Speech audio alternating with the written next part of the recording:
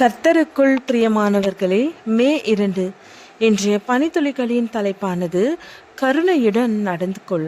வசனம் நீதிமொழிகள் 14வது அதிகாரம் 21வது வசனம்.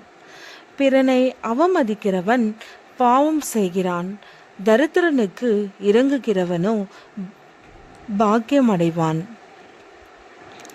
ஒரு மனிதன் என்ற குறும்படம் மனித மதிப்புகள் மற்றும் கடுமையான சூழ்நிலைகளில் கருணையின் முக்கியத்துவத்தை வலியுறுத்துகிறது. ஒரு பெரிய குற்றம் நிறைந்த நகரில் வாழும் ஆங்கில ஆசிரியர் தனது வீட்டிலிருந்து தொலைவில் குடியிருப்பாளர்களுக்கு ஆங்கிலம் கற்பித்தார். ஒரு மாலை அவர் ஒரு கூட்டமான உணவகத்தில் உணவு உண்ண சென்றபோது தனது பணப்பை திருடப்பட்டதை கண்டு பிடித்தார். உணவக உரிமையாளர் அந்த நபரை மோசடி செய்ய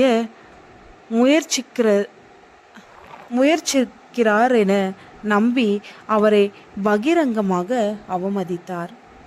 அவர் உடைகள் நீக்கப்படுவதற்கான அபாயத்தை எதிர்கொண்ட போது ஒரு சிவப்பு தலைப்பாகை உள்ள உயரமான மனிதன் இடையே வந்து பணம் செலுத்த முன் வந்தார்.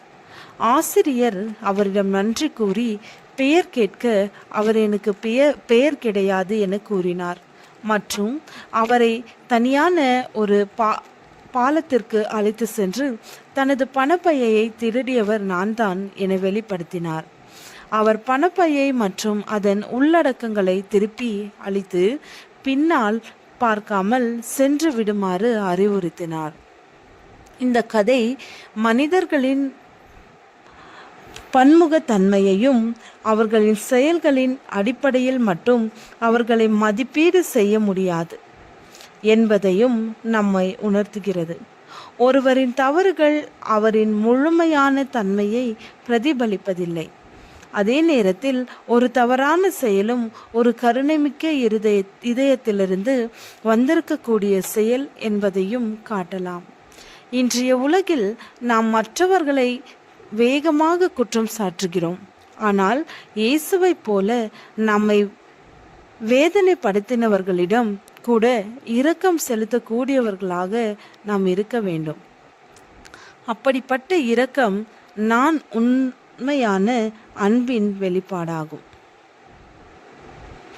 இந்த கதையில் ஊடாக நாம் ஒருவருக்கொருவர் கருணையுடன் நடந்து கொள்வது தேவனுடைய அன்பையும் இரக்கத்தையும் பிரதிபலிக்கிறது. இதை நம் வாழ்வில் நடைமுறைப்படுத்த போது நாமும் மற்றவர்களுக்கு ஆசீர்வாதமாக இருக்க வேண்டும்.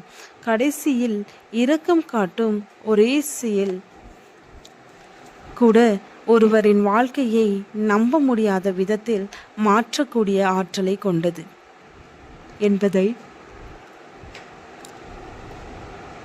நினைவில் வைத்துக் கொள்வோம். ஏழைக்கு இறங்குகிறவன் கர்த்தருக்கு கடன் கொடுக்கிறான், அவன் கொடுத்ததை அவர் திரும்ப கொடுப்பார். நீதிமொழிகள் 19வது அதிகாரம் 17வது வசனம். ஜெபம். பிதாவே, தரித்திரனுக்கு இறங்குகிறவன் பாக்கியம் அடைவான் என்பது போல எனக்கு உதவி செய்யும். ஆமென்.